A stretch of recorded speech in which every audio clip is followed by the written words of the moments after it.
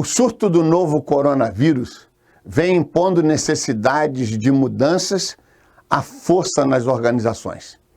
É nesse momento que muitas tensões aparecem e grande parte delas envolve a liderança das igrejas.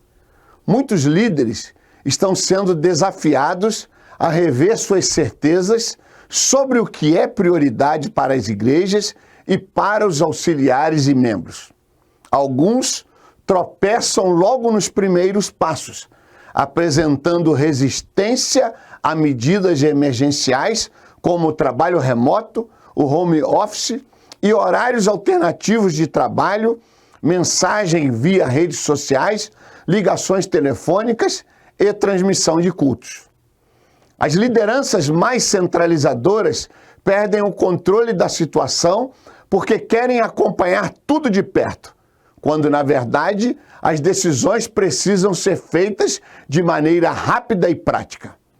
É justamente nesse momento que a igreja sente os efeitos de não ter construído uma relação de autonomia e confiança com os colaboradores mais próximos. Já outros líderes erram porque aplicam as formalidades do passado na tentativa de solucionar obstáculos novos e que mudam a cada minuto. O problema é que essas posturas não poderiam ser mais inadequadas ao cenário de crise que estamos vivendo. Mais do que nunca, os líderes precisam ser agentes de mudança e inovação. Trata-se de um período de apostas, de equilíbrio entre razão e emoção, de fluxos de trabalho baseados na confiança. Nesse momento decisivo, não é exagero dizer que a atuação dos líderes pode determinar o futuro de uma igreja. Pensamos nesse estudo para ajudar você a repensar o papel dos líderes na sua igreja durante essa crise. Em primeiro lugar, compreendemos que o líder precisa desenvolver empatia. O pastor e líder deve priorizar vidas, pessoas. Muitas pessoas estão aflitas, sejam do nosso vínculo pessoal, próximo ou distante. A incerteza faz com que elas comecem a temer por suas necessidades mais básicas. O cenário mexe com as emoções dos nossos auxiliares mais próximos. A pandemia gerou muitas perguntas, mas basicamente nenhuma resposta definitiva. Em um cenário de guerra como este, a primeira coisa que se espera de um líder nesse momento é empatia.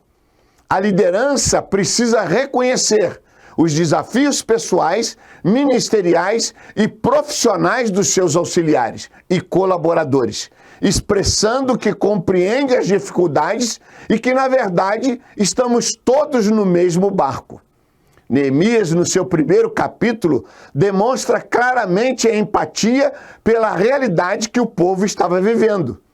E eles me responderam: aqueles que sobreviveram ao cativeiro estão lá na província, passam por grande sofrimento e humilhação. O muro de Jerusalém foi derrubado e suas portas foram destruídas pelo fogo. Quando ouvi essas coisas, sentei-me e chorei. Passei dias lamentando, jejuando e orando ao Deus dos céus. Fantasiar que não estamos em meio a uma crise e que não há adversidade fará com que percamos a confiança dos nossos irmãos.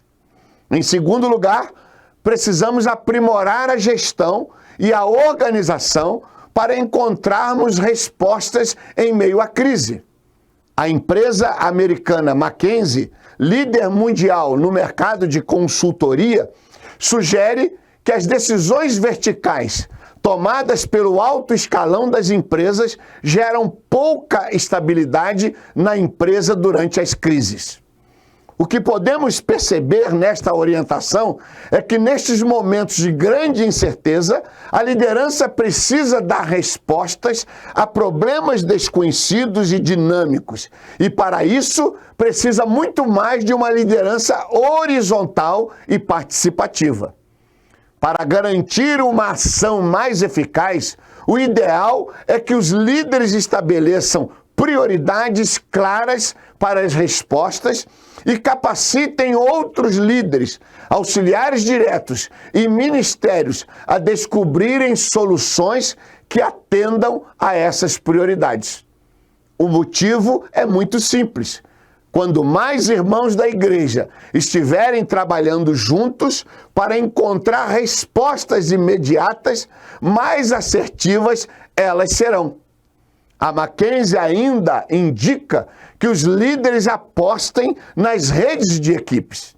Em nosso caso, seriam as redes ministeriais ou os meios de ligar os diversos ministérios locais e, em um aspecto mais amplo, igrejas para buscarem em conjunto soluções para a crise.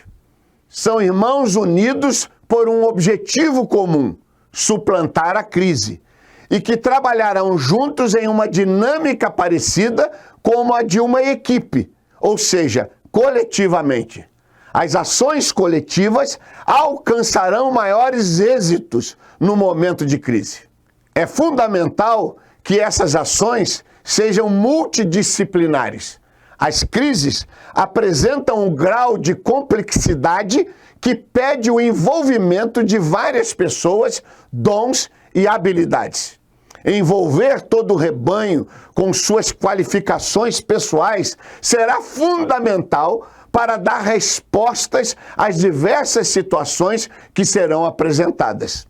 A liderança e os auxiliares diretos e cooperadores precisarão possuir a capacidade de rever as ações enquanto elas estão sendo estabelecidas para aperfeiçoamento constante e mudança de rumos durante a crise. É necessário entre os líderes e liderados sinergia. Os líderes precisam possuir alto grau de confiança em seus cooperadores diretos e nas equipes ministeriais. Estar abertos à descentralização, ao menos de algumas decisões, e a dar autonomia. Colaboração e transparência devem comandar a relação entre líderes, liderados e ministérios. O papel do pastor titular será essencial na promoção da segurança, motivação e orientação emocional dos cooperadores diretos e das equipes ministeriais, mostrando que eles têm espaço para discutir ideias e preocupações, sem medo de repressão, repreensão e punição.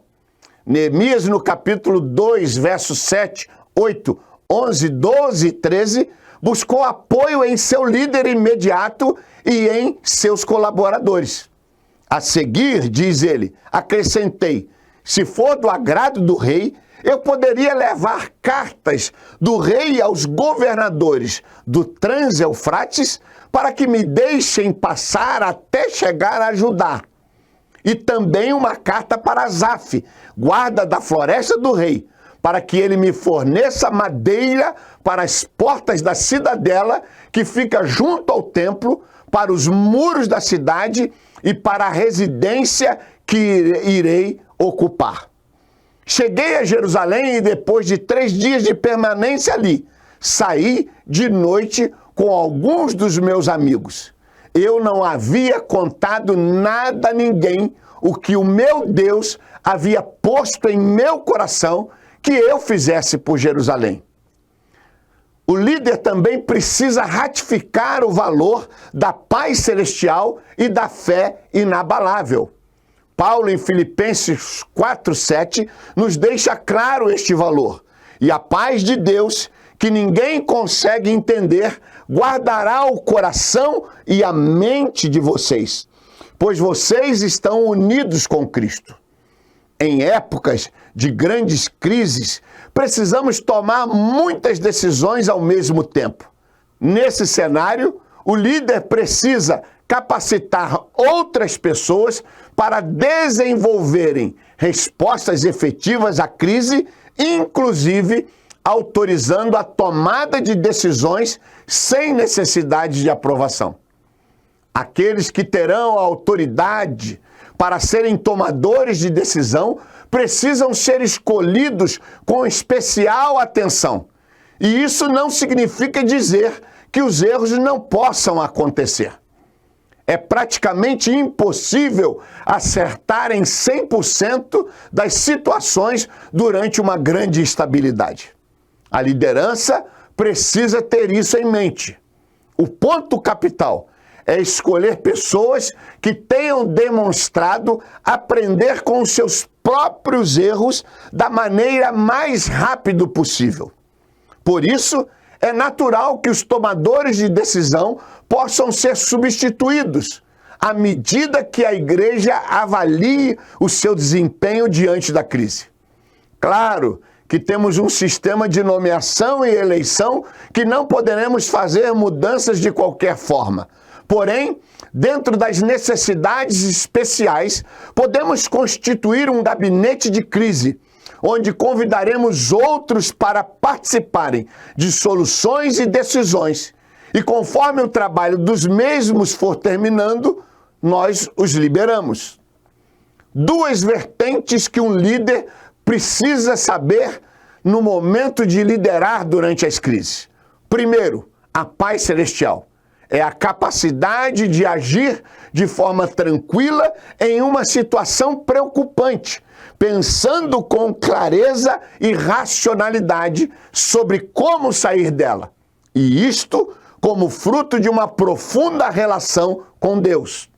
Neemias, no capítulo 2, versos 11 e 18 a 20, deixa claro estar em paz mesmo diante dos ataques dos inimigos, pois conta com a mão de Deus.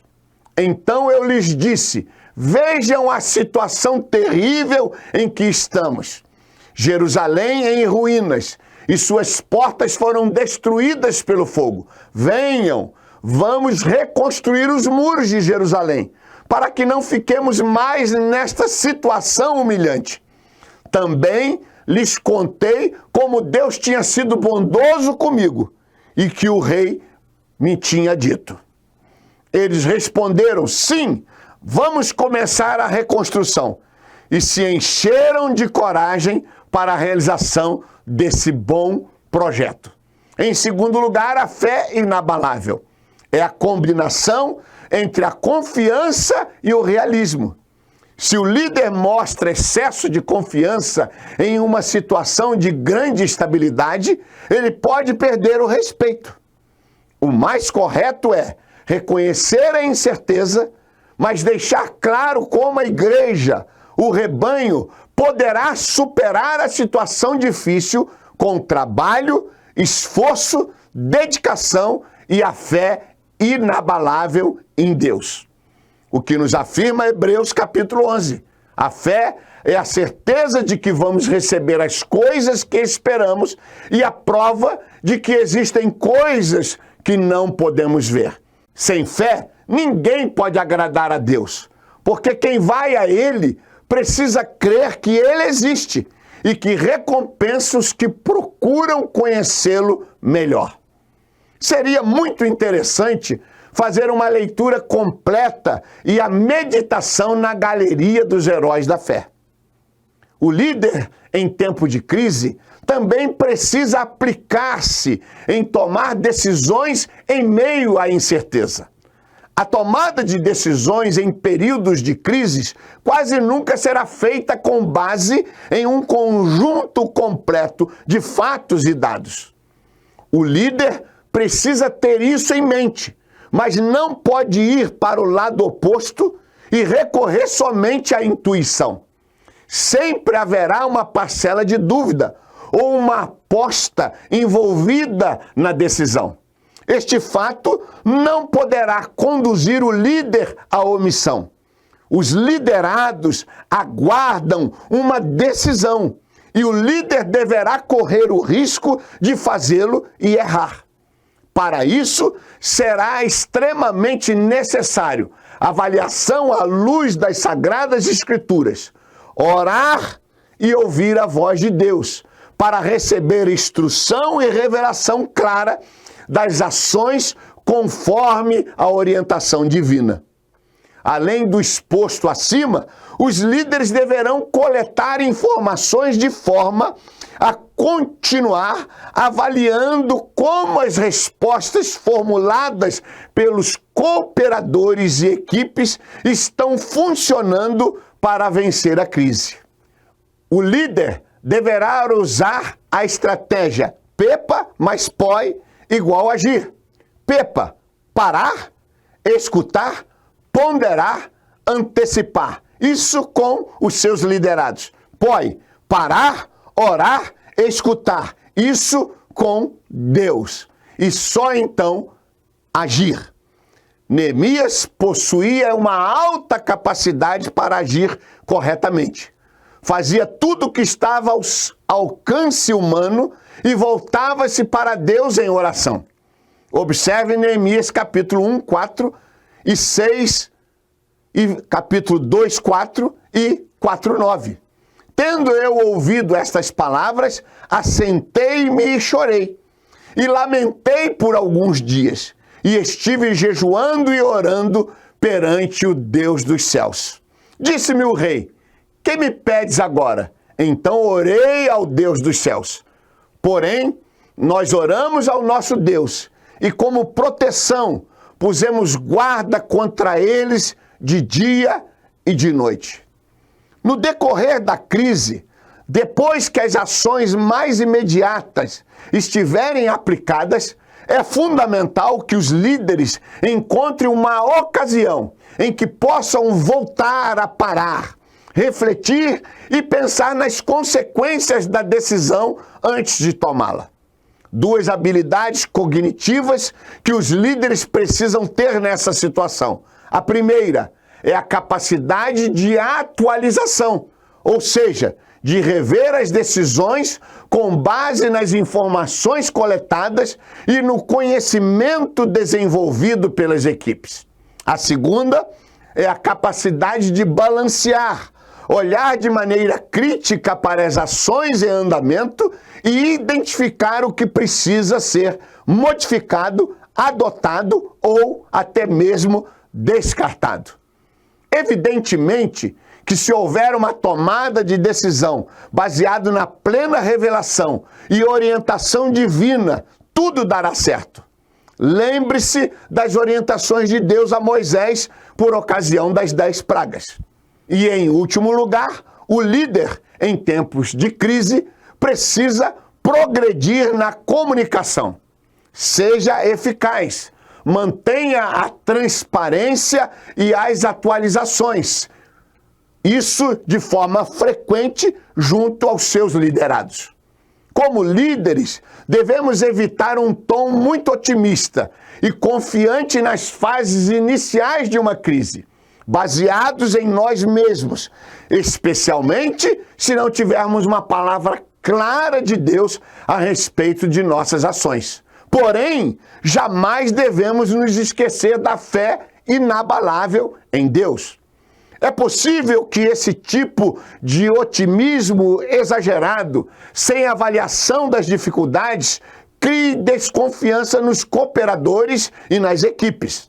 Um ponto preocupante é que na crise os líderes passem a se comunicar menos com os cooperadores e auxiliares em reuniões de lideranças. Muitas vezes isso acontece porque não há muita clareza sobre a situação, gerando insegurança ainda maior quanto às orientações. Nesse cenário, o mais correto a se fazer é ter transparência. Neemias, no capítulo 2, abre o seu coração ao rei e aos seus liderados no capítulo 7. Diz o texto: e lhe respondi: viva o rei para sempre.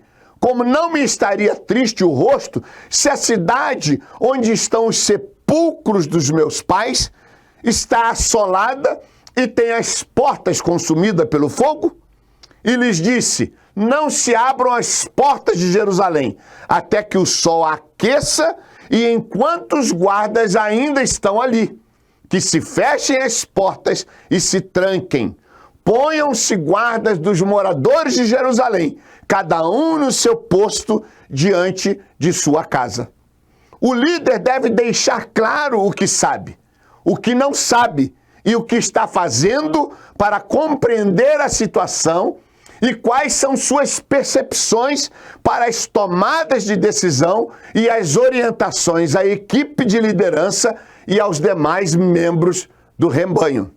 Em Neemias capítulo 2, nós encontramos esta expressão: e lhes declarei como a boa mão do meu Deus estivera comigo e também as palavras que o rei me falara. Então disseram: disponhamo-nos e edifiquemos, e fortaleceram as mãos para a boa obra. Adotar uma comunicação frequente e cuidadosa com os colaboradores mostra que a liderança está acompanhando a situação e adequando as ações à medida que vão tendo mais clareza da realidade. Por fim, devemos apostar em uma abordagem que equilibre os tons realista da situação de crise e otimista com o exercício da fé, que pode ter um efeito poderoso sobre os cooperadores e, consequentemente, sobre o desempenho da igreja. Quer acelerar o desempenho dos líderes do seu rebanho, desenvolvendo com eles a capacidade de agir de forma assertiva, organizada e inspiradora durante essa crise? A terceira região está oferecendo treinamentos de liderança na modalidade online. É o PFC, Programa de Formação Continuada. pfcmais.com.br. Nestes primeiros 60 dias, temos 3 cursos abertos liberalmente: revitalização de igrejas, treinamento de culto e 7 princípios para o crescimento dinâmico. É hora de se reinventar. Desde que o surto do novo coronavírus chegou de vez ao Brasil, nós da terceira região estamos avaliando todos os impactos que ele pode gerar nas igrejas. Já refletimos sobre os principais desafios da Covid-19 para as igrejas e sobre a importância de desenvolver a inteligência emocional dos clérigos nesse cenário de crise. Nosso papel é transmitir conteúdos relevantes que ajudem aos clérigos e aos membros da igreja a saírem desse momento mais forte. Por enquanto, há mais dúvidas do que certezas. Mas uma coisa é certa: é hora de se reinventar. Nas Sagradas Escrituras, temos orientação para todas as situações e desenvolvimento de nossa comunhão e fé em Deus, que nos garantirá propósito e equilíbrio emocional para vencer esta crise. Que Deus te abençoe e que juntos cheguemos do outro lado vitoriosos em Cristo Jesus, nosso Senhor.